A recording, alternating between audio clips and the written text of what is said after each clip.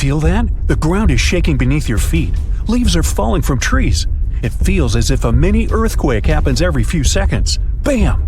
Bam! Something's coming right out of the woods towards you.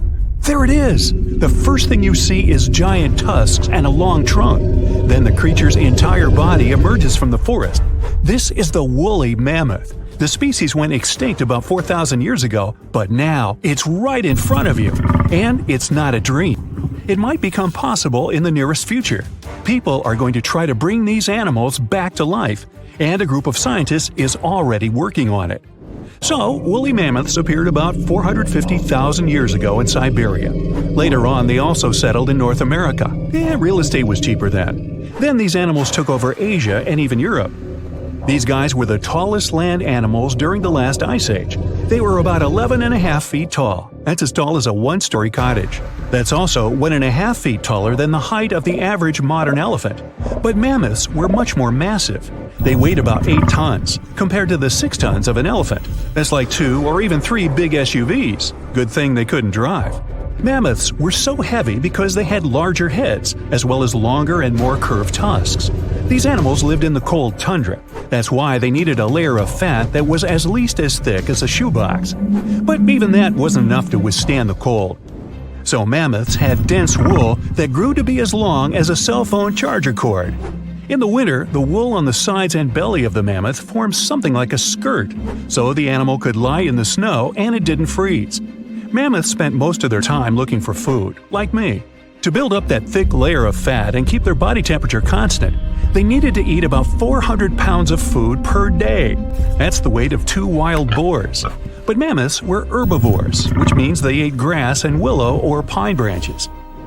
But after the Ice Age, the warming began. The tundra, where mammoths live, began to turn into swamps. The amount of food was decreasing. This caused a drop in the population of woolly mammoths. And now, scientists want to bring mammoths back to life. Using genetic engineering, they hope to recreate the mammoth using its DNA. Of course, this doesn't mean they will create the animal from scratch in a lab. First of all, they need a creature that resembles the woolly mammoth as much as possible. The answer is the Asian elephant. Both the mammoth and the elephant came from the same common ancestor millions of years ago. Their DNA is 99.6% the same. So, scientists only need to add several missing genes to the elephant DNA.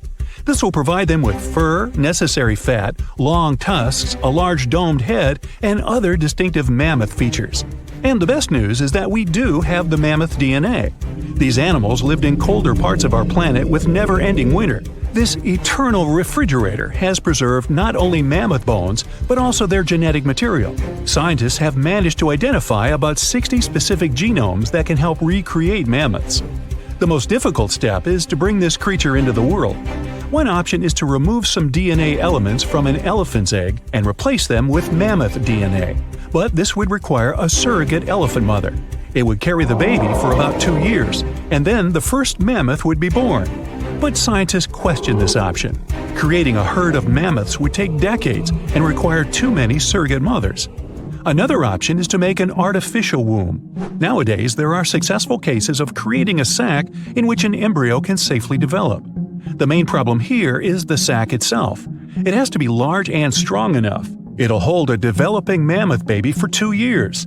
In the end of this period, it'll have to withstand the weight of about 200 pounds. But it's also important to remember that elephants live in a matriarchal society, just like mammoths did. And when an elephant is born, the first thing it sees is its mother. Their connection remains strong for many years as the baby elephant grows. So many people say that such a way of growing a mammoth is highly unethical. But scientists continue their research. They insist that their goal is to improve the already existing genetic engineering technologies and apply them in the future. This way, we can save endangered animal species. But why should we bring woolly mammoths back to life in the first place? Some scientists believe that these animals played an important role in the planet's ecosystem. These days, the tundras of Siberia and North America are gradually warming up and releasing a lot of carbon dioxide. This contributes to the greenhouse effect, which warms up our planet even more. These tundras are now heavily overgrown with moss. But thousands of years ago, when woolly mammoths roamed these areas, tundras were more like pastures. Mammoths trampled moss and felled trees. They were some sort of ecosystem engineers. It's believed that the return of mammoths to these areas might help bring them back to their original state. Restored pastures will keep the soil from eroding. They may even be enough to decrease the production of harmful carbon dioxide. Recently, ecologists have brought many bison and other animal species to the vast expanses of Siberia for the same purpose, but some scientists believe that woolly mammoths would do a much better job. If this experiment turns out to be successful, people would have an opportunity to bring back to life a huge number of extinct animal species. Unfortunately, there's a limit to how long animal DNA can survive in fossils. If these fossils are hidden a few feet underground, DNA can last from 1,000 to 10,000 years. If the fossils, let's say, are in the ice in the Antarctic, DNA can remain intact for several 100,000 years. Unfortunately, it means we would never be able to recreate dinosaurs. They went extinct about 66 million years ago, and people just don't have any access to their DNA. But we could bring back some animals that disappeared not so long ago, like moa.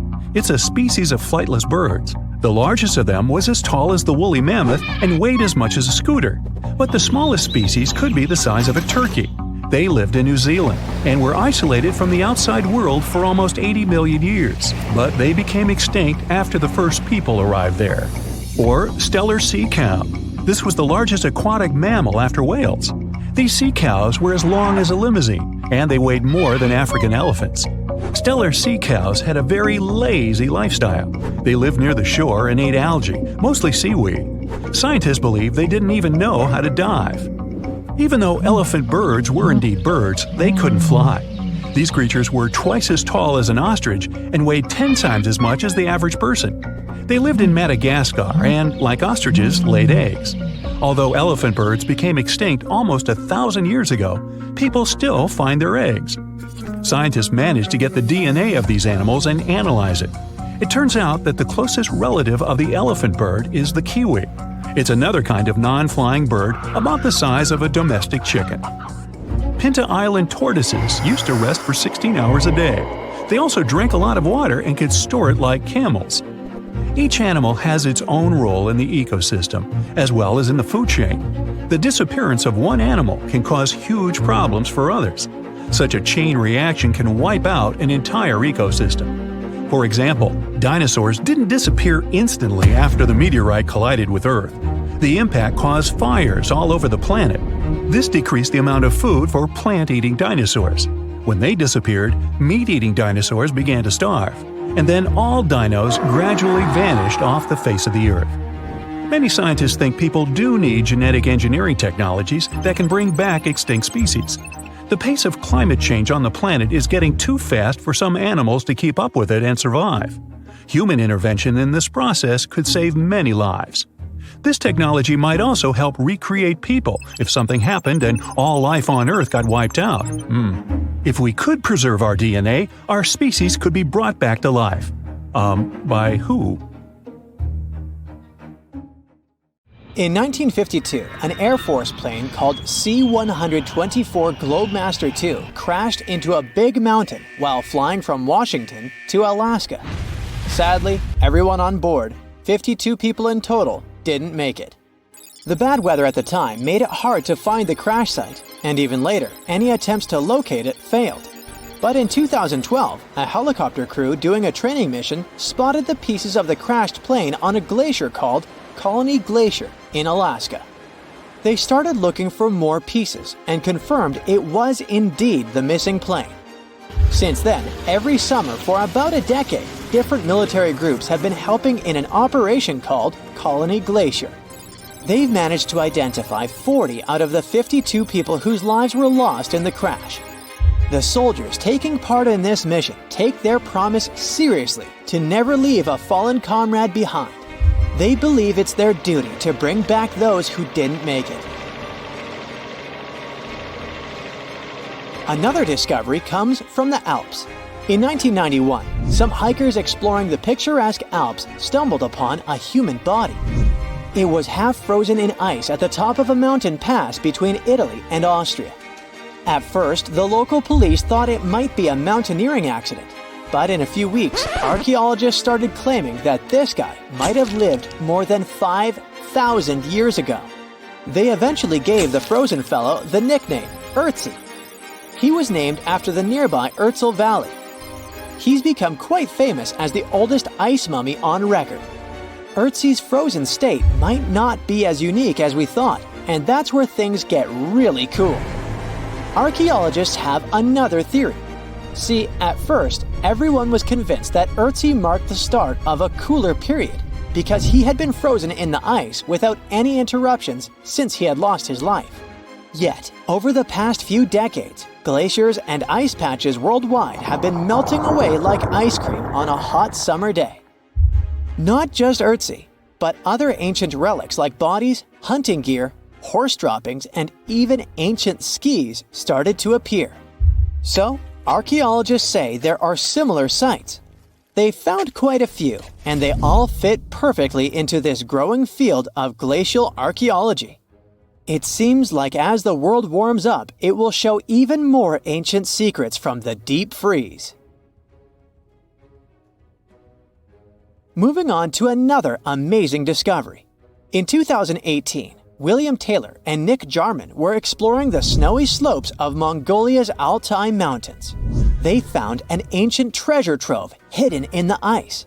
Inside the trove, they found a well-preserved 3,000-year-old arrow shaft adorned with ochre markings.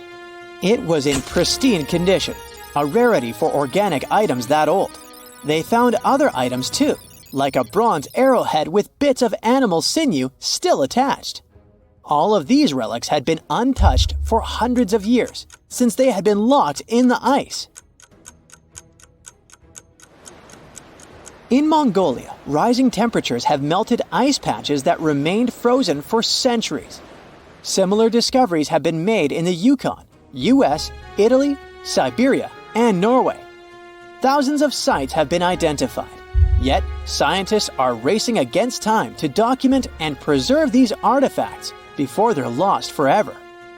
The study of these artifacts challenges the definition of these environments as wildernesses and shows how indigenous people coexisted with nature there.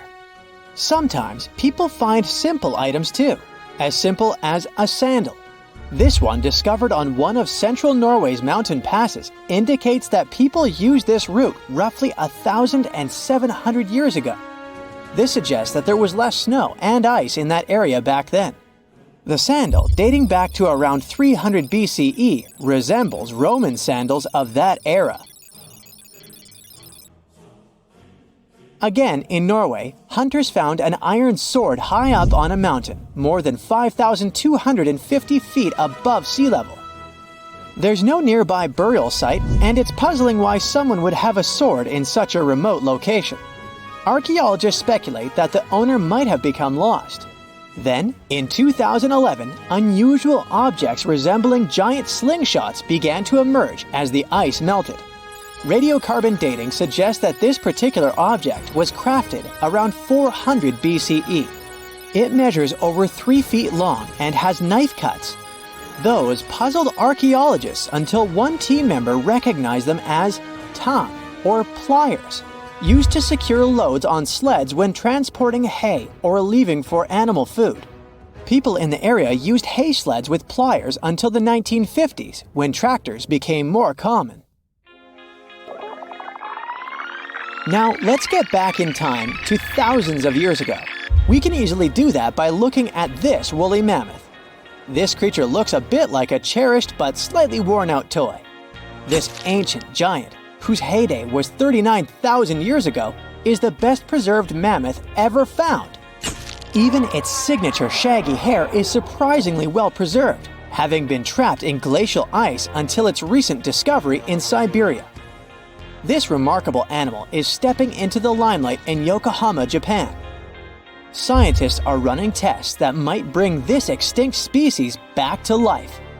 When they stumbled upon this female mammoth, they uncovered a hidden treasure, a sample of her blood preserved beneath the ice. So they believe this ancient blood could hold the key to resurrecting the mammoth. They also found well-preserved muscle tissue. She was between 50 and 60 years old when she met her icy fate. The discovery of mammoth blood has reignited debates about the ethics of bringing back extinct creatures, like in Jurassic Park. Their ambitious plan is to implant an egg into a living elephant for a 22-month pregnancy, hoping that at least one living mammoth cell might survive. Hop on, we're going to the French Alps. We are at a spot not far from where an Air India plane tragically crashed 46 years ago. We're accompanied by a diligent mountain rescuer and his neighbor. They went to this area after a bunch of tourists had noticed a strange-looking thingy on a glacier. It was a bag. The Indian embassy in Paris got wind of it, and it was all set on getting that bag. What makes it kinda cool is that it had diplomatic mail and Ministry of External Affairs written on it. The Air India flight was on its way from Mumbai to New York when it took a nosedive in January 1966. It took 117 people on board down with it. Guess what else was inside the bag besides the soaked diplomatic mail? It had a stack of old Indian newspapers. So, alongside those, they also found bits of the plane's cabin, a lone shoe, and a bunch of cables. Totally unexpected treasures on that mountain. During the summer of 2013, scientists stumbled upon a message left behind by a geologist named Walker, who had placed it there 44 years before. That message sort of served as the man's last testament. He passed away just a month after hiding the bottle in the rocks on the island. The content of the message was quite astounding. In 1959, Walker had measured the distance from those very stones to the glacier's edge, and it clocked in at a mere 167 feet. By 2013, that distance had ballooned to 400 feet. Researchers are convinced that this stark contrast between the two measurements underscores the consequences of ongoing global warming. Imagine the melting ice in Norway's mountains as a time machine revealing a treasure trove.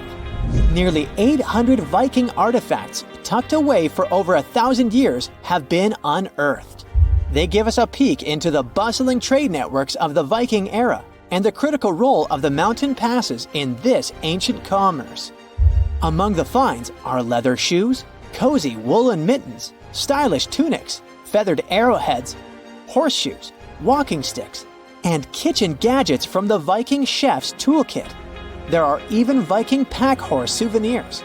These artifacts provide us with insights into ancient travel habits and the peak times when those paths were bustling with activity, and give us a glimpse into the lives of adventurers. Psst, run! Really, it's not safe out there. There's a saber-toothed tiger lurking around. You better be careful. What are you doing? Don't peek. Okay, just one little peek. How's this possible, you ask? That's because you're in virtual reality, of course. These cool but very dangerous-looking big cats were alive during the last ice age. What if they decided to show up at your doorstep out of nowhere? Knock knock, a saber-toothed tiger is waiting for you to buy its cookies. Meanwhile, the coelacanth, this massive-looking fish, comes from a lineage that's been around for over 300 million years. We thought they didn't exist anymore until 1938, that is, when a live coelacanth was found again. Since then, they've been roaming the waters of the east coast of Africa and the waters of Sulawesi, Indonesia. Man, I wouldn't want to go for a swim and meet one of these fellas face to face. Their jaw has an intercranial joint, which means their mouth opens up by a lot. This is so they can eat large prey, like me. Not good. They're huge too. Imagine a fish that's as long as you're tall and weighing as much as an average human. The takahe, a flightless bird, was thought to be gone in the year 1898. They're very cute, small and multicolored, usually not taller than your knee. But picture this.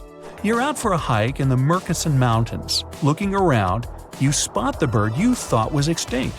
But there they are, as happy as ever, surviving and chilling. Whole colonies of takahes was indeed found just 50 years after they were pronounced extinct. Good job, tiny little birds. A singing dog. Ever heard of those? Riley does sing sometimes when he's bored or hungry, but these are real performers. New Guinea singing dogs. They've been only recently discovered again in the wild for the first time in 50 years. Still, they were never completely extinct to begin with. New Guineans made sure they were safe next to them. But in the wild? Very rare and hard to catch a sight of. Look, there goes one. The New Guinea singing dogs are called so because of their famous high-pitched singing. They sometimes sing together too. A dog choir of sorts, where they all howl together. I bet they sing better than I do in the shower. Not going far from this area, we have bats, but these ones are sort of different. You see, their ears are enormous. I guess that's why they're called the New Guinea big-eared bats. Clever. The species was found again when one of them was accidentally caught in a bat trap. Until then, I guess they were playing hide-and-seek with us, because up till 1890, they had been thought to be gone. They're still not out of the danger zone because of habitat loss. Imagine you discover a fossil of a species you thought had been extinct for a long time, yet 2 years later, a whole living group of said species is found. Well, this is exactly what happened in 1977 with the Majorcan midwife toad. It's sort of brownish in color with darker brown that makes up its skin spots. Other than that, it's just a small toad with googly eyes. The group of live toads was found close to where the fossil was, on the island of Majorca. There aren't many of them left, about 500 in fact, and as of right now, they're declared vulnerable by the International Union for Conservation of Nature. Now, are you a fan of tortoises? You will be when you take a look at this huge beauty. It's called the Ferdinanda Island Galapagos tortoise. It hasn't been seen since 1906, but on February 17, 2019, we were finally able to look at one of these beautiful creatures. It's probably out there with a few of its mates right now, but they also don't allow themselves to be seen. We only know they exist because there's a few tracks and scents. With yet another frog, we have the horned marsupial frog. They're out and about in Ecuador, in the Chocó forest to be more specific. They're called this way because of their distinctive horns directly on top of their eyes. You know the pouch kangaroos use to carry their offspring? Well, the female horned marsupial frog also has that, except it's on the back, so it acts as sort of a backpack. They develop their embryos there, and when they're ready to come out, they hatch as complete infants, unlike regular frogs where they start out as tadpoles. One more toad, the starry night toad or harlequin toad. They're black and covered with loads of white spots all over them. Lost for 30 years, it was discovered back in 2019. Picture them as big bodyguards, water bodyguards to be exact. Oh, that's a very big toad on your screen. Well, for the Arhuaco people, that's exactly what they are, guardians of water. They also have their own name for them, Guna. Sounds like a cheese. When scientists found them yet again, they came across 30 of these little creatures, but initially, they were expecting only one. Well, what a nice surprise. Here's a tiger for you, although it doesn't quite look like your typical tiger. It's called the Tasmanian tiger, and it seemingly disappeared since 1936. But then, out of nowhere, people started seeing them out there in the wild just 5 years ago in 2016. They sort of resemble dogs more than tigers, or a fox maybe. Just take a look at its muzzle. Maybe even a mix of both. Then, a few others started popping up too. And if you happen to think you're seeing one right in front of you, but you're not quite sure, check if they've got stripes on their back. They're definitely out there, but still technically marked as extinct by the IUCN. Okay, picture a horse that looks straight out of a movie scene. Tiny, gorgeous fur, very well behaved. It's tiny, but it's not a pony. It's a Caspian horse. They have an interesting backstory to them. They were discovered by Louise Leyland, who got married to an aristocrat in 1957. Having moved to Tehran, Iran, she didn't quite like how the horses behaved there, so she took matters into her own hands. She took a few people with her, and off they went to the Caspian Sea mountain. And in there, they found 3 of these beautiful tiny little horses. Now, that's how the story goes. Coming up next, a possum that was found in an unexpected place. Guess where? You have 3 options to pick from: hiding in a ski resort, in the Australian outback, or in someone's apartment in the bathroom. Which one do you choose? You have 3 seconds. The right answer is a ski resort. Yes, this possum is called the mountain pygmy possum, and it's originating from Australia. So far, there are 3 different living populations of this tiny possum, but it was believed to be extinct until just 1966. There are fewer than 100 of them, so the IUCN has marked them as critically endangered. Also from Australia is the night parrot, an absolute delight to birdwatchers. Very beautiful, yet mysterious. These little fellas live in very remote areas. You can probably count on the fingers of your hand how many times these birds have been seen since they were found again in 1979. That's how rare they are. Have you ever seen a pygmy tarsier? Neither have I. It was only in 2008 that 3 of them were caught. Scientists don't really want to lose track of their movements again, so what they did was gift them with tiny little collars. This way they can live their life as happy as ever and will know they're safe. The last one I want to tell you about is the tree lobster, but as the name might mistakenly tell you, they're not really lobsters. They're just big black bugs with huge legs. Their extinction story is a sad one. In 1920, a cargo ship got stuck on Lord Howe Island, and it had rats aboard. These rats fled the ship and ran straight to land. Even though tree lobsters are bigger than most insects, they're still relatively small compared to rats. The poor things never stood a chance. Still, in 2004, life shone again for these distinct critters. A pair of Australian scientists were out and about on the island and came across 24 of them. All of them were living beneath one single shrub. Hey, if there's enough space for everyone, it's not small, it's cozy. Bottom line, it's better to be distinct than extinct. Don't you agree? Alright, you're scuba diving in the ocean, watching corals and colorful fish flitting by, when suddenly an enormous shadow appears above you. You look up and see a massive creature approaching you, its mouth a gaping abyss. Relax, just stay still and you'll be fine. This leviathan is a basking shark, one of the scary sea monsters that isn't really capable of doing harm to anyone. Basking sharks are filter feeders, just like baleen whales. They open their large mouths to swallow plankton, and don't even have teeth. It's late night in the Central American jungle. You're out in the wild to watch birds, and you hear flapping of wings. Excited, you look intently into your night vision goggles, only to see a face out of your worst nightmares. Don't scream, you'll scare it away. It's a perfectly harmless, wrinkle-faced bat, and it isn't interested in you. These are fruit bats, and wrinkles on their faces allow them to collect fruit pieces and juice for later snacks. By the way, their Latin name, Centaurosenex, was given to them for their semblance to 100-year-old humans.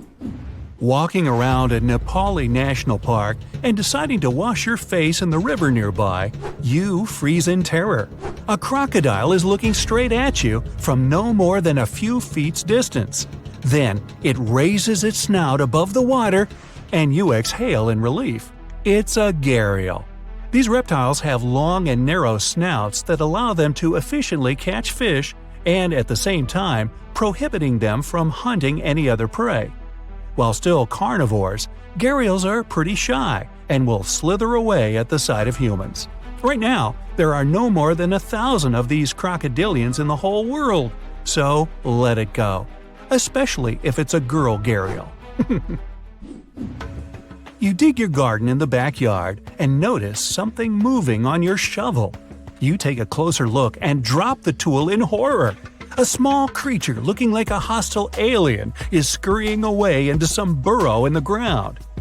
No worries. It's just a star-nosed mole. These critters have peculiar snouts that look like they've been blown up from within. Their eyes are small and weak, so the star on their nose helps them a lot to move around and seek food. It's always on the move, touching everything it can reach as if the tendrils were tiny fingers. Oh, you're bathing in the ocean again. Well, look to your right. There's a real toothed shark going right at you. Nah, don't panic. It's just a sand tiger shark. Neither a sand nor a tiger one. It's a vulnerable fish-eating shark that slowly swims in the seas and chases its prey from time to time. There have been no reports of it ever attacking humans, but it still has rows of sharp teeth, so don't try to touch it just in case. It may seem placid, but you don't want it to get a bite out of you, do you? Okay, from ocean to desert. You're in Australia and longing for some water. You see a likely spot and start digging the ground, only to stumble upon a creature straight from the depths of neither, all covered in thorns. It eyes you suspiciously and slinks away because it's just a thorny devil. Despite its ominous name, this lizard is harmless to humans. Horn-like bumps on its skin are for protection from predators and birds of prey. The thorns are hard, but as long as you don't touch them, you're fine. Now, if you have arachnophobia, it won't calm you down. But tailless whip scorpions you might meet in North and South America, as well as Asia and Africa, are more afraid of you than you are of them. Tell yourself that. These nightmarish creatures don't have stingers and won't even bite when threatened. The worst they could do, and only if you corner them, why would you do that, is prick you with their front legs, leaving tiny puncture marks on your finger. Many people even keep them as pets, and they're quite affectionate toward their owners. Yeah. If you ever stumble upon a burrow from which a hairless, big-toothed creature is peeking at you, just don't mind it and let it be. Naked mole rats are the sphinx cats among rodents. They're close relatives of mole rats, but, well, naked.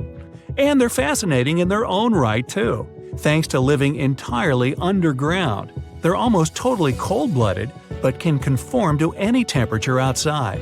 And their flappy, wrinkled skin doesn't feel any pain at all. So pins and prickles, as well as sharp teeth, don't scare naked mole rats. You're once again lost in the jungle, this time on Madagascar. Poor you. The night is fallen and you seek shelter. But when you think you've found a suitable tree to build a lean-to, you freeze in terror. A black, long-fingered hand appears on a tree branch right above you, and two huge yellow eyes are staring you down. Then you see a shaggy face and realize it's just a lemur, an aye-aye more precisely. This creature is native to Madagascar and only goes out at night, so you're lucky to see it. It fulfills a role of a woodpecker in tropical forests. It knocks on tree trunks to find bugs and uses its long, wizened fingers to reach inside. Tired of being scared, you seek your way home, but your horrors aren't over yet. There's a big red and white snake across your path. It hisses and lies in wait for you to move. You know it's a coral snake, a really dangerous venomous kind. You stop in your tracks, and only when it finally slithers away, you realize it was actually a milk snake. They often mimic venomous ones, not only coral snakes, to protect themselves from predators. Still, if you're not a snake expert, it's always best to stay away. Okay, this creature will infest your darkest dreams. A giant African millipede. It's big, it's glossy black, and it has hundreds of tiny crawly legs. And yet, if it had googly eyes, it could even be cute. Perhaps that's why so many people keep them as pets. That, and because they commonly live up to 10 years. Giant millipedes can't really bite. Their only defense is curling into a tight ball and secreting irritating liquid from the pores of its skin. If you dare touch it, don't rub your eyes or nose afterwards. It's quite unpleasant.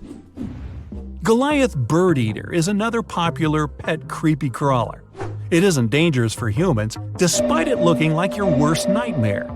This is one of the largest spiders in the world, and as its name implies, it sometimes hunts small birds for food. But they aren't part of its regular diet. The spider prefers worms and amphibians. Make sure you don't frighten it though. It can still bite or release hairs in self-defense. The bite is similar to a wasp sting, and hairs can cause severe irritation on your skin. But mostly, this gentle giant is just shy and will crawl away at the sight of you. Oh dear, there's another snake approaching you, and fast! You're about to turn and run when you see a hulking 8-legged form cutting into the snake's path and leaping on it. It's another arachnid, and it looks even more terrifying than the snake. It's a camel spider. Not really a spider, nor a scorpion. These creatures belong to a separate family. They became the stuff of many urban legends, but in fact, they don't even have any venom.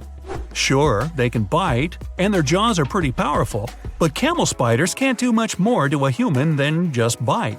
They hide in the sand and burrow to leap on unsuspecting lizards, invertebrates, and yes, even snakes. And now, picture a pill bug. Not exactly a beauty, but since it's small, it's okay. But what if it were 10 times as large? No, definitely not okay. Still, such a creature exists, and it's a giant isopod. Thankfully, it lurks in deep, dark, and cold waters, so it won't ever come up in your backyard. Giant isopods grow to such enormous size because of something called deep-sea gigantism. Deep-dwelling creatures have to endure great pressure of water, extreme cold temperatures, and scarce food, so their metabolism slows down. Isopods don't move much, and more often than not just lie in wait until some poor small bug or crustacean crawls within their reach and they can munch on it. And though it looks like a many-legged chaos from below, a giant isopod can hurt you even if it wanted to. Just pet it already. You're walking along the riverbank. It's quiet, save for the water's peaceful burbling. The hot Georgia sun beats down on your neck. That's when you notice something strange on the ground. Looks like a quarter-sized black coin with a weird pattern on it. You bend over for a closer look. Is it a coin? This thing looks like an ancient seal with a symbol carved in it. It's probably from some long-lost civilization. You could sell it and make a fortune. You crouch down on one knee to pick up your newfound treasure. As soon as your finger touches it, you pull your hand back as fear wells in your gut. It's hairy. Whatever. Nothing a good cleaning won't fix. You go to pick it up again, digging your nails in the dirt around it to pull it out of the ground. That's when it moves. Your heart jumps in your throat. It's pounding so hard you can feel it in your head. The fear turns to horror when the coin wiggles its way out of the ground. It's no ancient treasure. It's a huge spider. A ravine trapdoor spider, to be precise. This hard, coin-looking growth on the back of its body serves as a shield. The 8-legged terrors burrow into the ground and plug it like a cork, so hungry enemies can't get to them. Or, giant confused humans like you.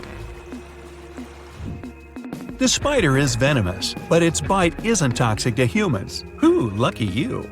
But I didn't say you wouldn't feel it. Best stay away from those sizable pincer-like fangs. Ow! Well, so much for your riches. Perhaps fortune awaits you in Mexico's Baja California peninsula. You're walking on dried-up ground when you notice a long white stripe up ahead. You get closer. Oh, looks like a super long worm, you think to yourself. But it doesn't move like any worm you've ever seen.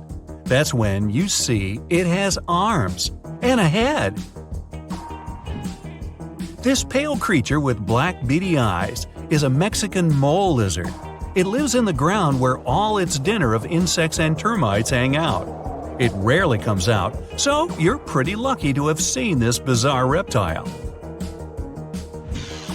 Now you're in a rainforest in northeastern Australia.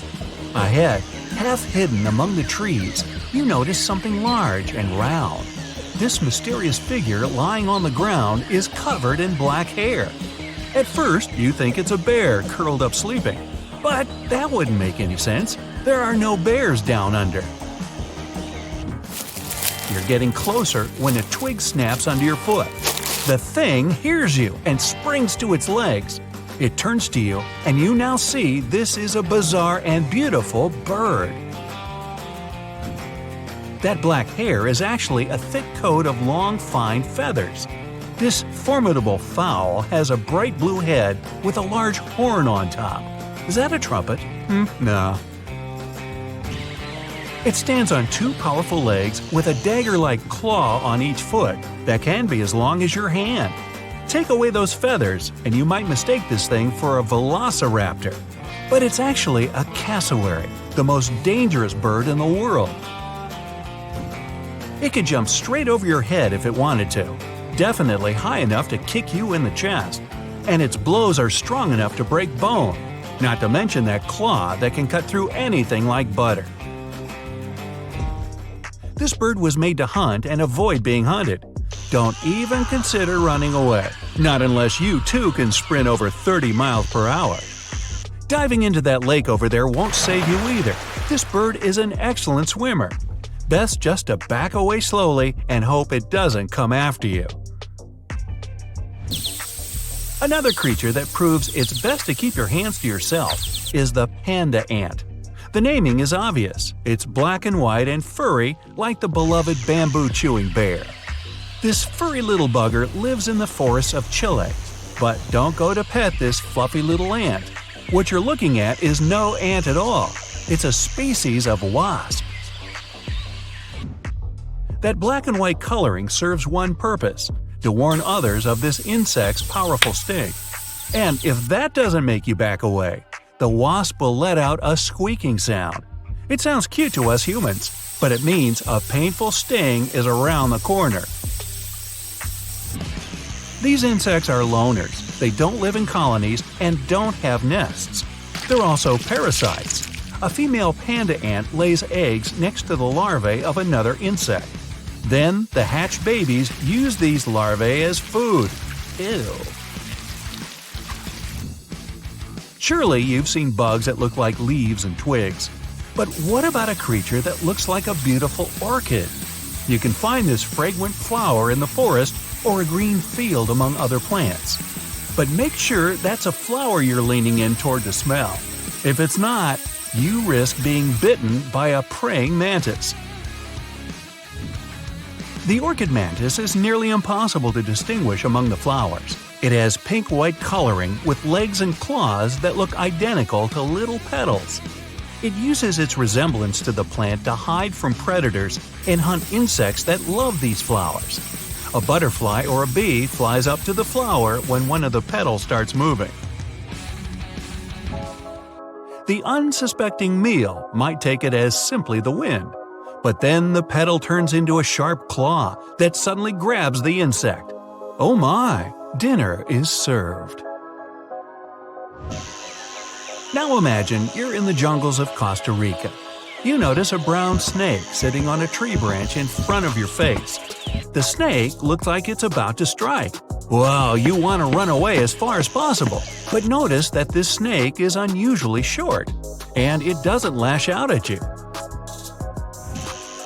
You wait, but the snake keeps staring at you.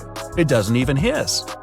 Lucky for you, it'll never bite because it's not a snake, but a caterpillar. The hawk moth caterpillar can change the shape of its body to look like a menacing serpent. This easily scares away any hungry foes. The coloring and pattern on the skin imitates a snake's scales and eyes.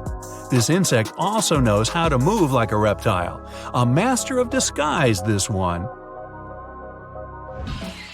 Let's get out of the hot jungle and head to Central Europe. You're in the middle of a sunny green meadow. Colorful flowers bloom around.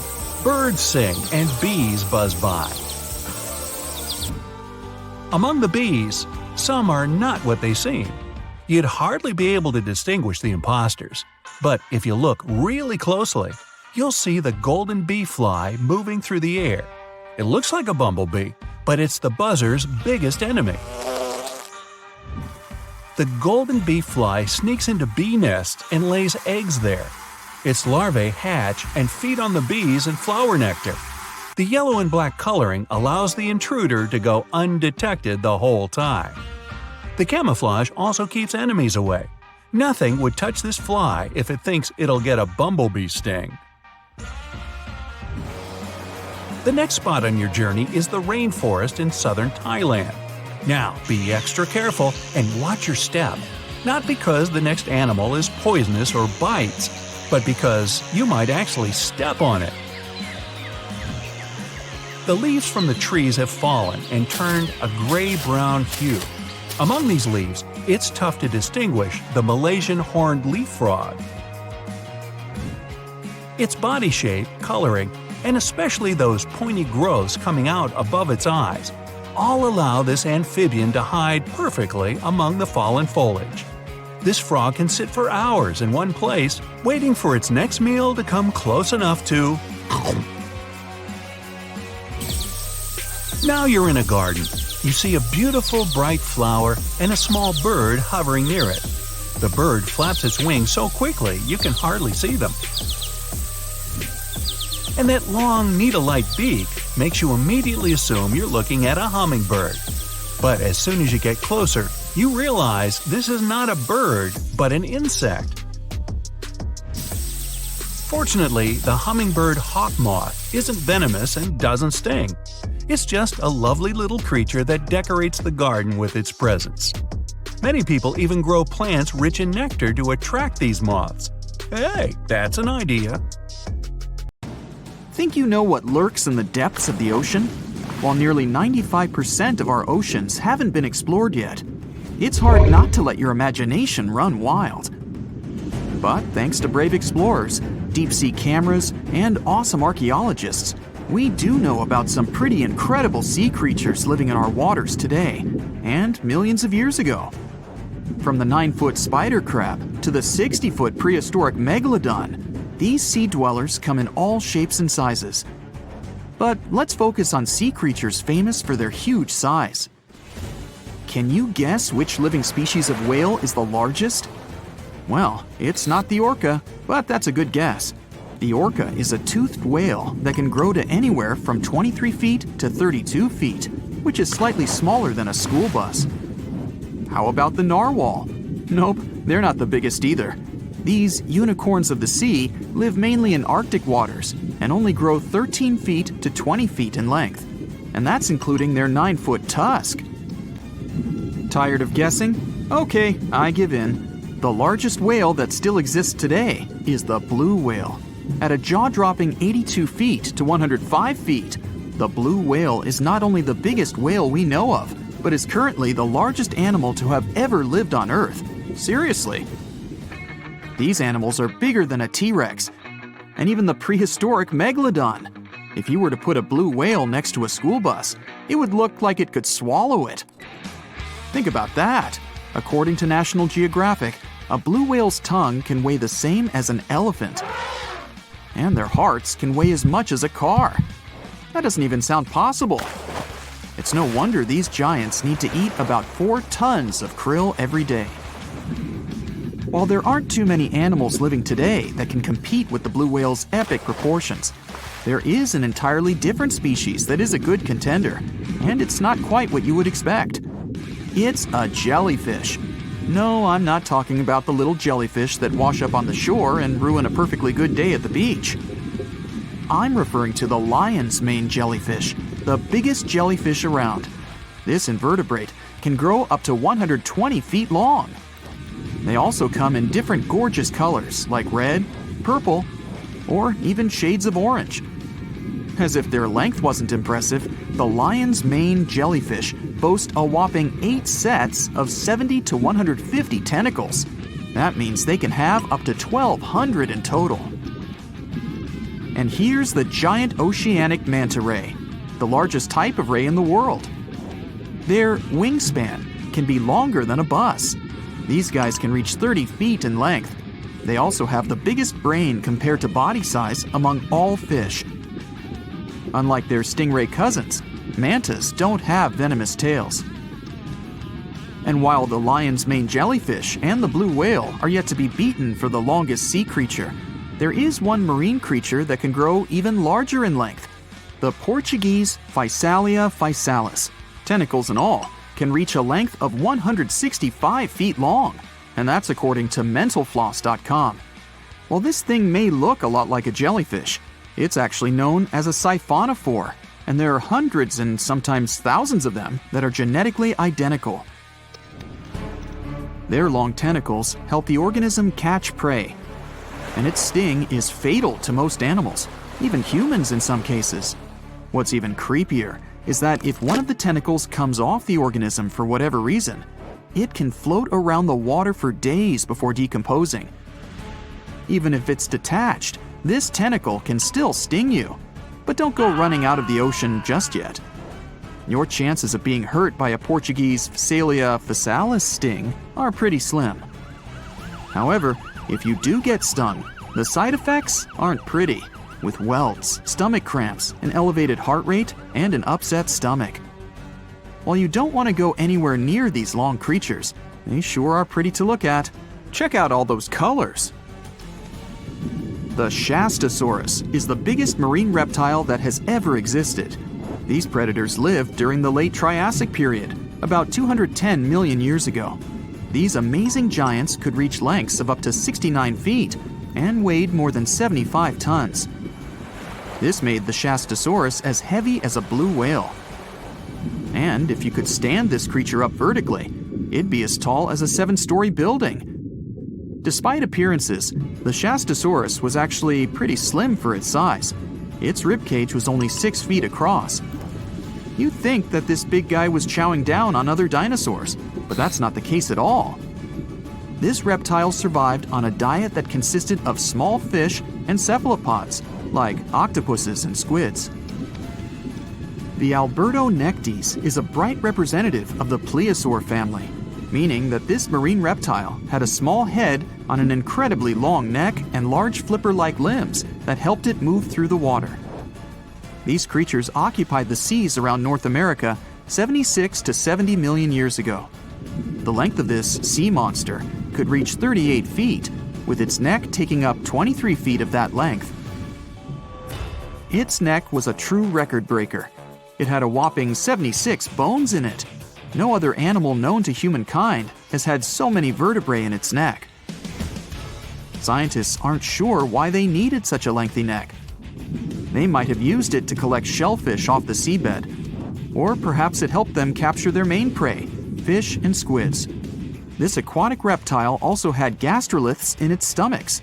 Some of them were as big as 5.5 inches in diameter. The Tylosaurus belonged to the Mosasaur family. It dominated the shallow seas of North America about 85 to 80 million years ago. This was an enormous predator, with the biggest representatives reaching 45 feet in length.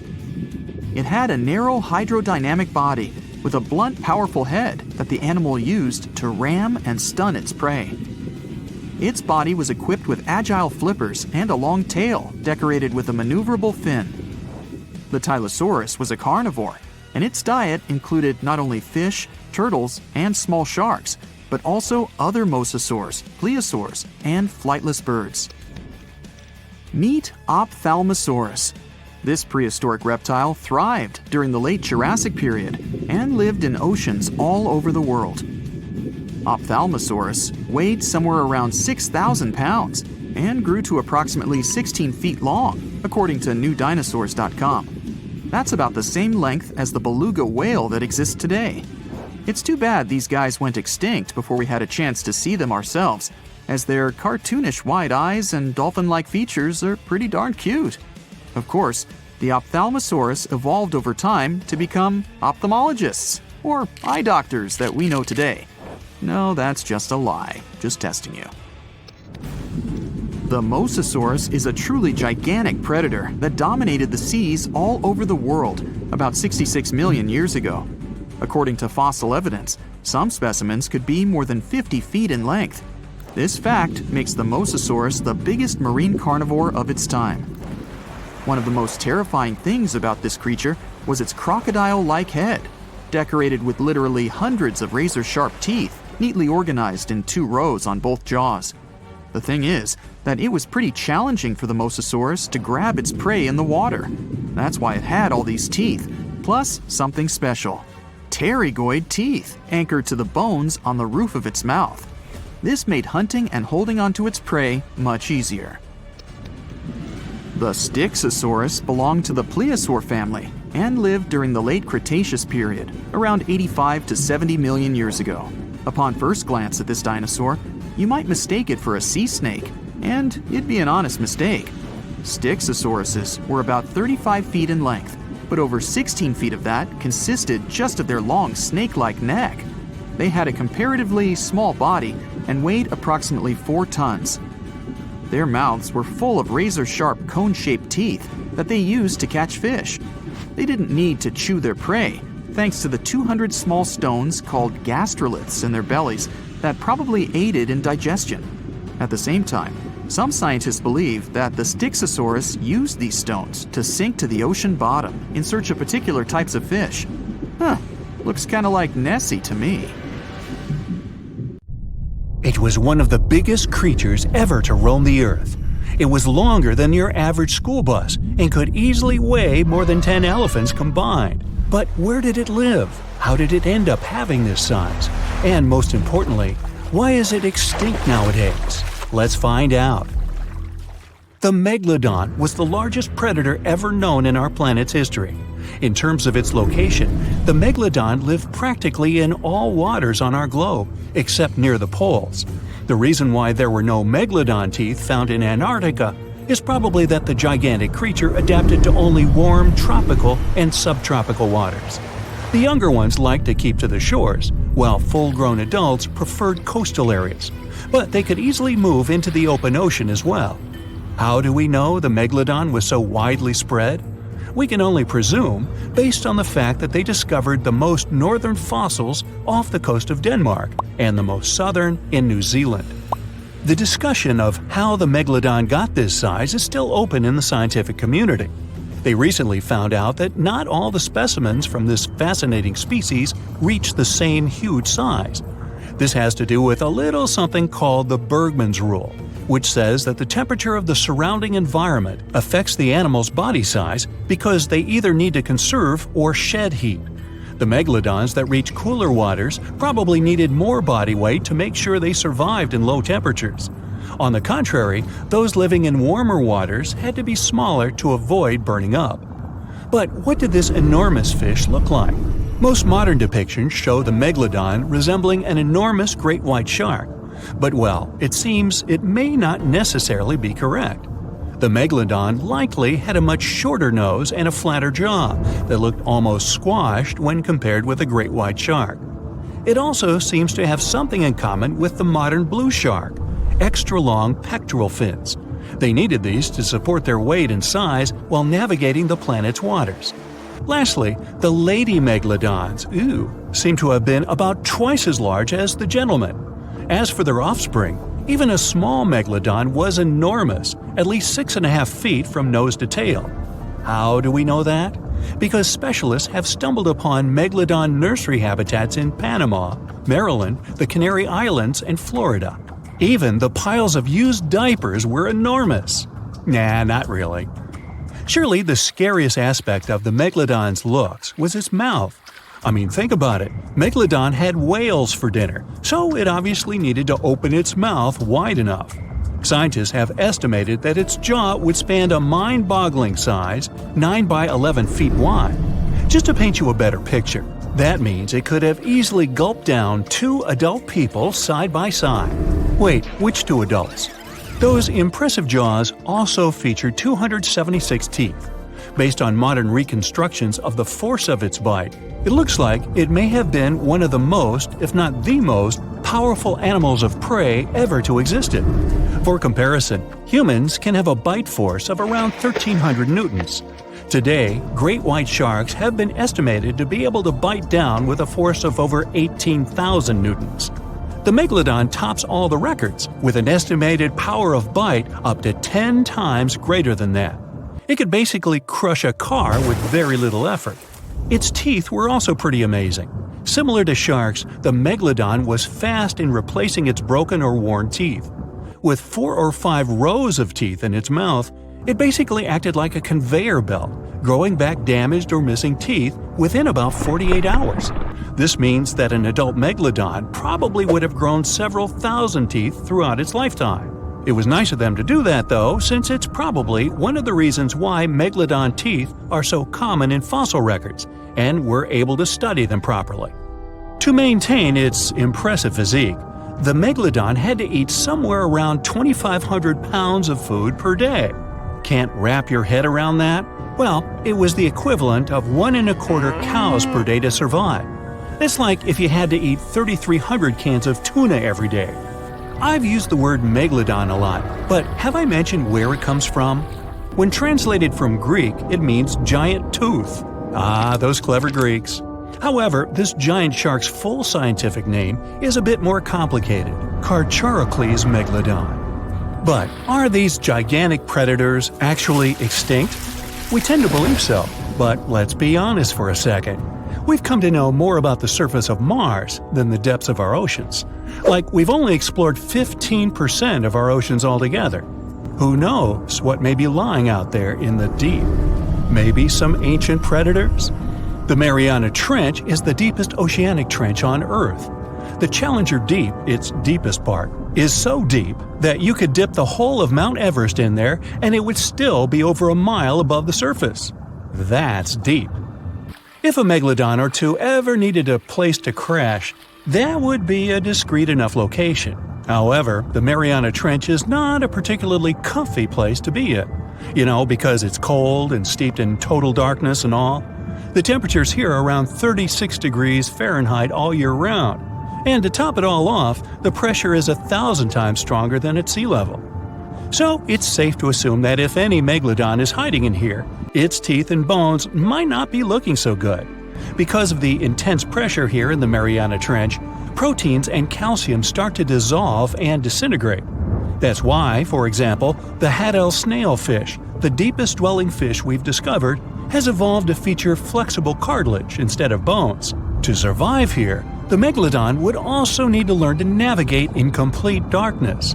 That means they would have to either become luminescent or evolve to grow massive eyes like the giant squid. While it may sound like an intriguing and good idea for a movie script, most scientists don't think it's possible. Why? Well, most of them say it's because of the Megalodon's size.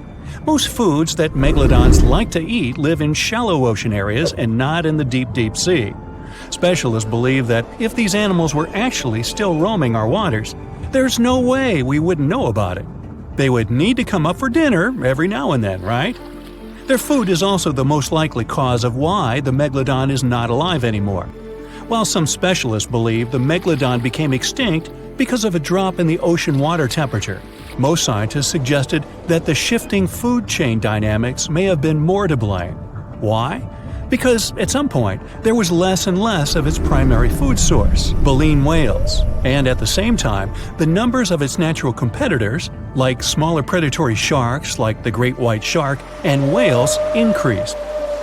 The Megalodon did live on this planet a lot more than we did, and way back when we didn't even exist yet. They were here for nearly 70 times longer than we, modern humans, have, inhabiting the oceans for around 20 million years. Homo sapiens appeared around 300,000 years ago. The Megalodon managed to survive for so long mostly because of its unbeatable size. I mean, they can make a meal out of almost everything in the sea at the time. We may think about both of them as prehistoric creatures, but the Megalodons and the dinosaurs never coexisted on Earth. The dinosaurs probably died out about 66 million years ago. Megalodons seem to have appeared a bit later. That's because the oldest Megalodon fossils we have yet discovered are from the Miocene epoch, which began 23 million years ago.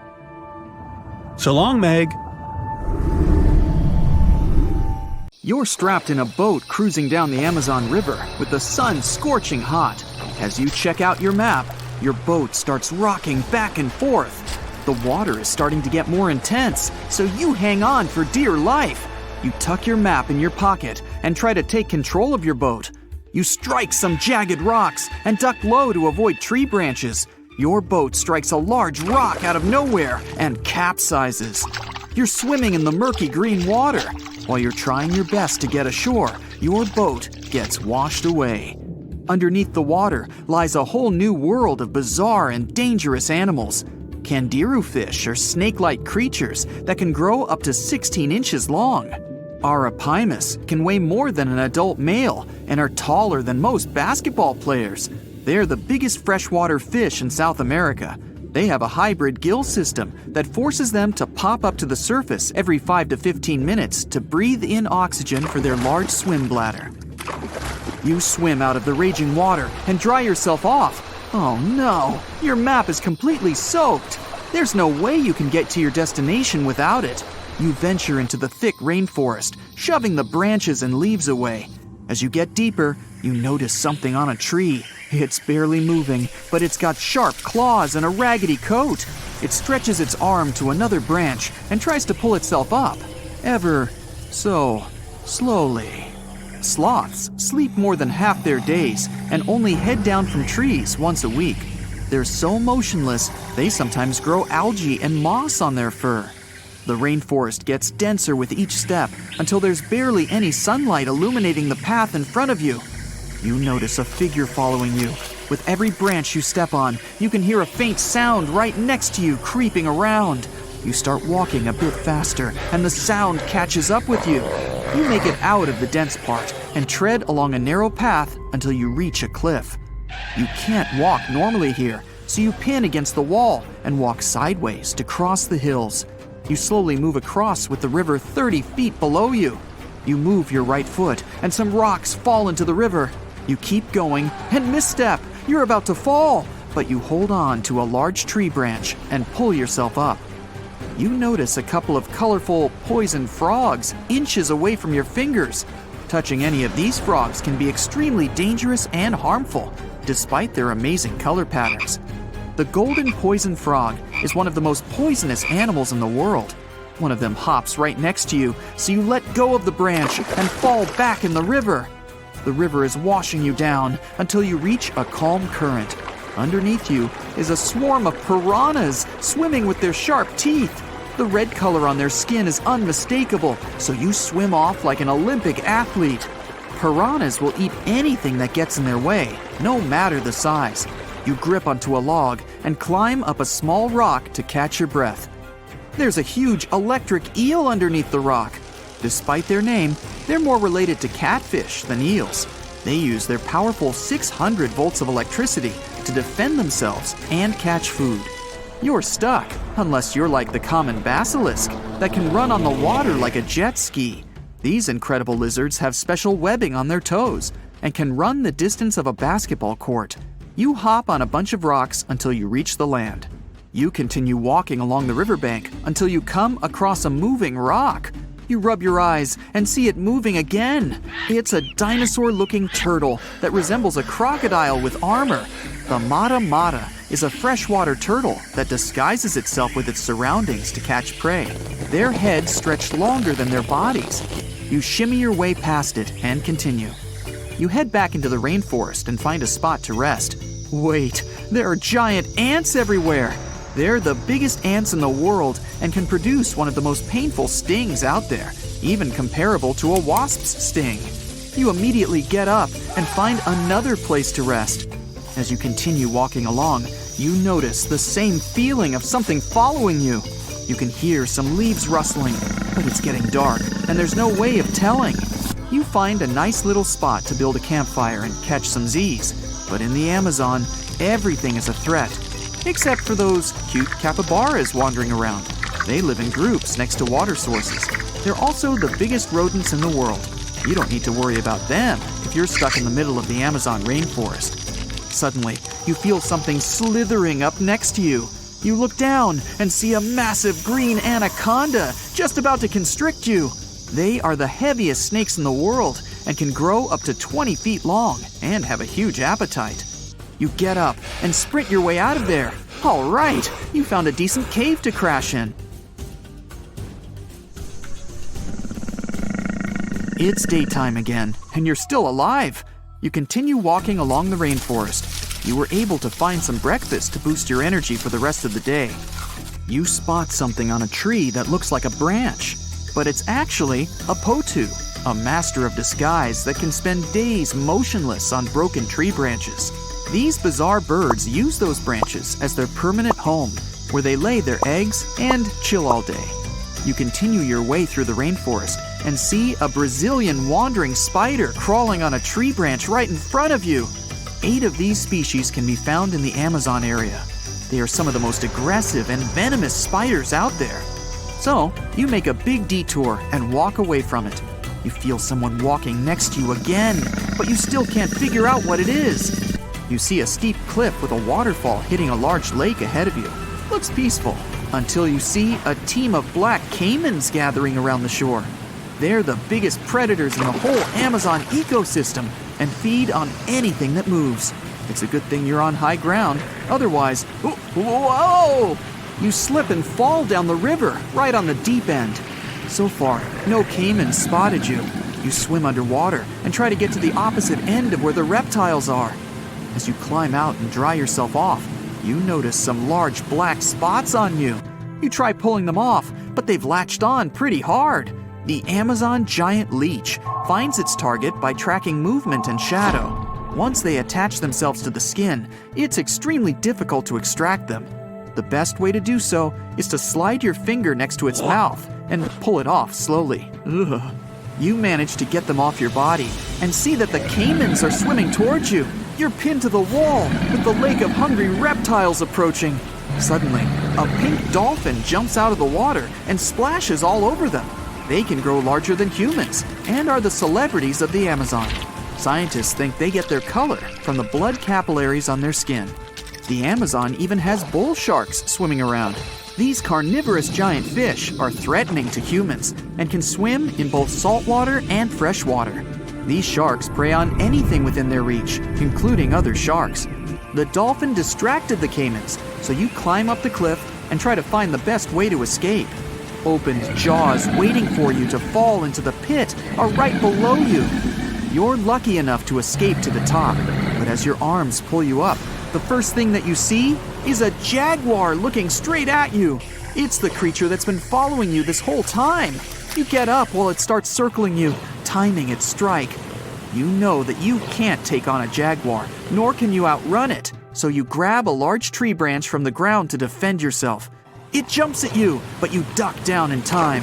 The jaguar lands in the water far away from the caiman crocs. It's a good thing these large kitties are excellent swimmers.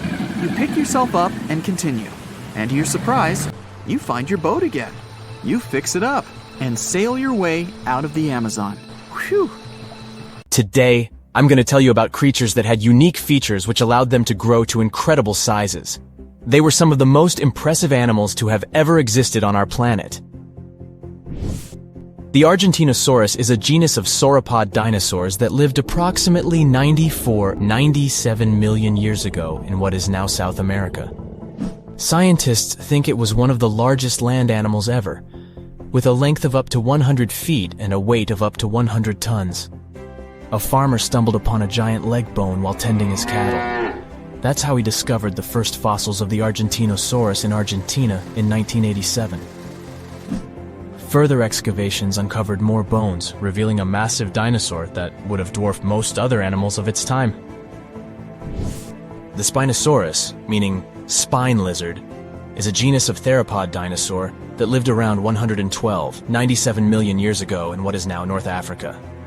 It is believed to be one of the largest carnivorous dinosaurs to ever exist, with a length of up to 60 feet and a weight of up to 23 tons. The Spinosaurus is known for its distinctive elongated sail-like structure on its back. It was likely used for thermoregulation. It also had long crocodile-like jaws that were lined with sharp teeth. This allowed the creature to catch and eat large prey, such as fish, crocodiles, and other dinosaurs.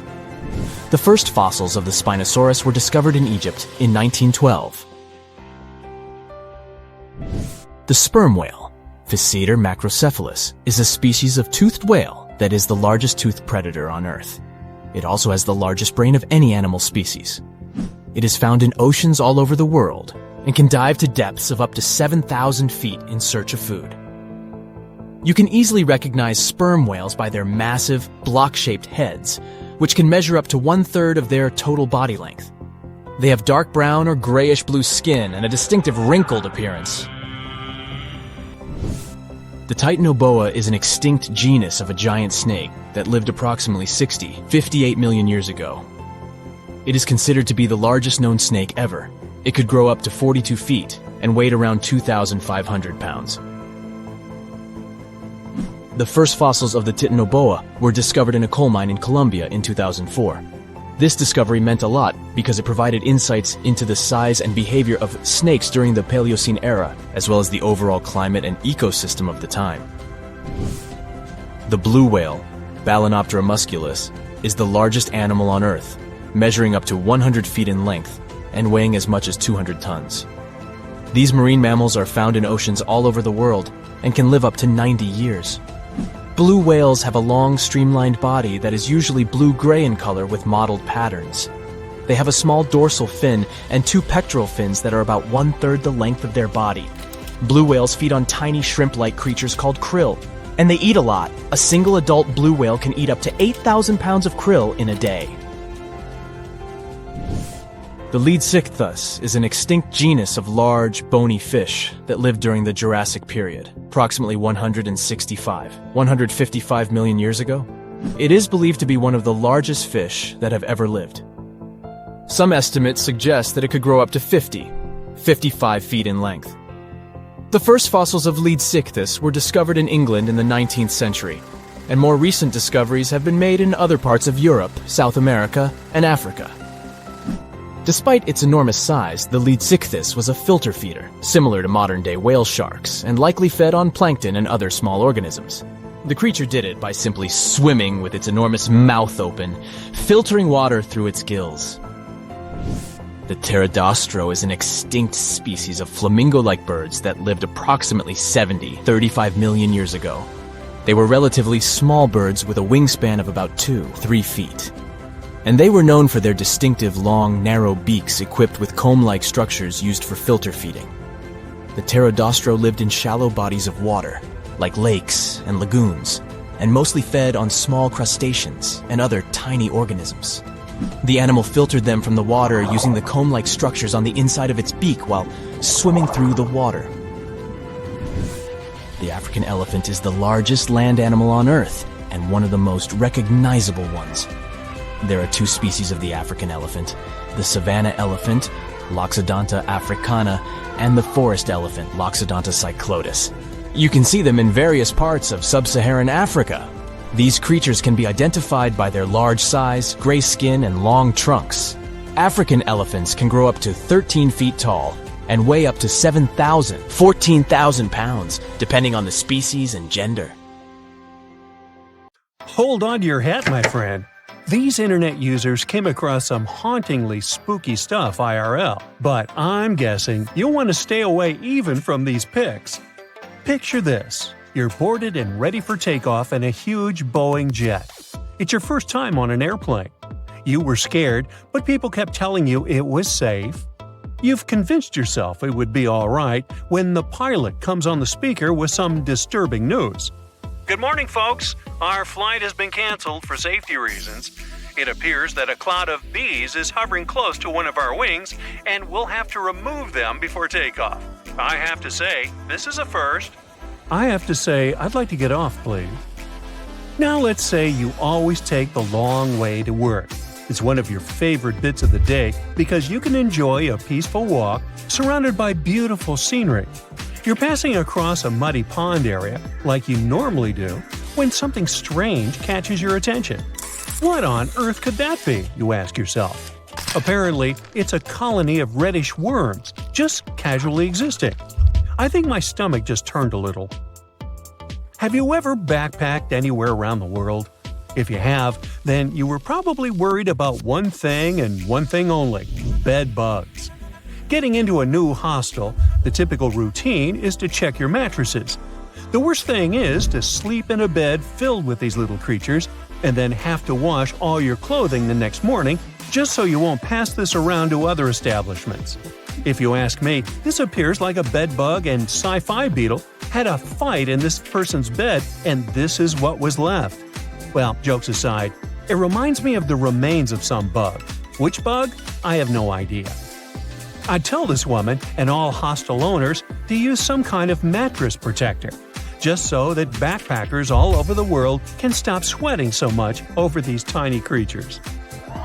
Now, you've just won an all-inclusive trip to Hawaii. Ah, the white sandy beaches and the amazing sunsets. You're happy to leave your fancy hotel and take long walks on the beach. But wait, what's that? It appears like a lobster shed its tail and the remains came floating all the way to the sand. But according to experts, that's not a lobster. They wouldn't shed just their tail. That appears to be some kind of isopod. Isopods are crustaceans that look somewhere between shrimps and lobsters. That's why you thought it was a lobster, huh? They also look like giant roly-polies. Do you know what these are? Someone had a roly-poly infestation in their house, and it does not look like something you want to have to deal with. Imagine spending your days hunting these tiny creatures all over your furniture. No thanks. Now, when I was a kid, I loved playing pranks on people. But I would be the first one to be completely spooked when someone played a prank on me. I'm guessing the person who ran into this thing on their office wall wasn't too pleasant. But hey, maybe it's karma, right? What goes around comes straight back around. Imagine it's a sunny Sunday morning and you went on a hike with your best friends. You hiked up a pretty steep mountain covered in knee-high vegetation. You know what that means, right? Bugs. The great thing about bugs is that they never cease to amaze you. There are endless varieties of extremely rare and never-before-seen bizarre bugs. The first one you met was this thing right here. It fell off your dog's back. It resembles a jackfruit seed mated with a spider, and this is what came out of that union. Hopefully, it's just a bizarre insect and not threatening in any way. Your sock also picked up a few buddies along the way. Look at the number of ticks your sock protected you from. The next time you go on a hike like this one, you should take some kind of bug repellent with you, but a strong and effective one. You know, like an ultrasonic repellent that disorients ticks, so they'll never find the way to your juicy socks. And speaking of bugs, quick test here to find out if you're the type of person that loves or loathes the great outdoors. Imagine it's early in the morning and you just woke up in a remote house found deep inside a forest. You step outside, and the first thing you see on the porch is a snake casually passing by. Would you take a selfie with it, or close the doors and hide back in your covers as fast as humanly possible? Or maybe you just woke up, opened the door to the outside world, and got to be the sole witness of a bug molting. Would you shed a happy tear or be disgusted by it? I mean, look at it. It seems like a baby Pokemon. So cute. Ah, it's summertime. My favorite time of the year. You can enjoy the pool until late in the evening and meet your friends and family for a Sunday outdoor picnic. But there's one thing that really annoys me: bees. Eating outdoors usually means having to share some of your juice or yummy food with a bunch of bees. If only some genius person invented something that kept bees away from our food, like some ultrasonic frequency we could blast on our speakers, or some kind of decoy nest that was more interesting to the bees than my picnic food. Oh, or maybe this. I guess this will do. Simple but effective. I'll try it out and tell you if it worked out for me. The best thing after a hard day's work is coming home. Except when you're welcomed by this thing. I mean, how did this spider even get here if you live in a city apartment miles away from any real greenery? That's a mystery I'll never solve. You take your 5-year-old to play in the local park. She's in a digging phase, so as soon as she gets there, she starts digging up the whole place like a Jack Russell Terrier. You watch her have buckets of fun when suddenly you spot a shiny blue thing crawling out of the hole. What on earth? You think to yourself. You grab it with a stick and it reveals itself. A centipede. You know, the things that burn you with their venomous legs. Best to put it back in the hole and move to another park. If you could choose any movie or TV series to live inside of, which one would you choose? Most likely some cozy rom-com, right? I'm guessing no one, or almost no one here, would choose to live life as a Last of Us character, right? But it seems to me like this person had a Joel moment, if you ask me. This thing crawling out of the forest floor is a fungus that imitates a human hand. I mean, does life imitate art, or is it really just one giant messy blob? Remember when we talked about backpackers? Well, this person had a similar problem as they do. Apparently, they took a bunch of clothes to wash and dry, and this is what the dryer filter looked like afterward. There are maybe 100 little buddies in there. Ooh. Out of curiosity, do you know why they're called bed bugs if they hide on the floor and not in your bed? They crawl up to someone's bed at nighttime because they can sense carbon dioxide emissions, also known as they can sense your breath. If this isn't a horror movie plot, I'm not sure what is. Where do I even start with this one? I'd say this piece was actually a prop from a Tim Burton movie that somehow got lost and ended up in your vegetable basket. It's supposed to be a yam, but it's shaped like Grinch's hand if he were white instead of green. Oh my. In my wildest dreams, I couldn't make this stuff up.